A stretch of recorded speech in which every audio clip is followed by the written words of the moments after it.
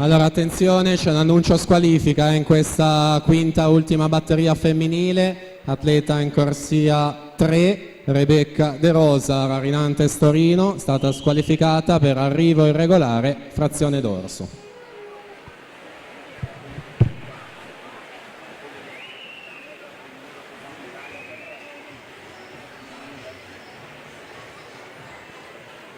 Possiamo presentare così la seconda batteria. In corsia 1 Francesco Gallo, alla 2 Tommaso Petruzzi, in 3 Alex Salvadori, alla 4 Lapo Tinti, in 5 Clement Opolnik, alla 6 Matteo Molinari, in 7 Cristian Giancarlo Macchetti, alla 8 Jacob Prebil.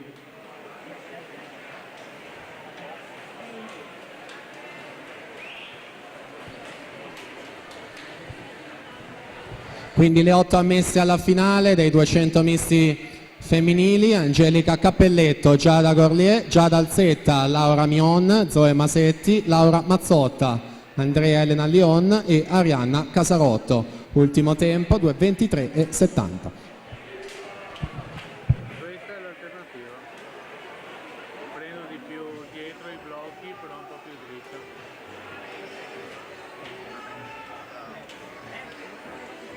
Facciamo così, dai, vediamo un po'.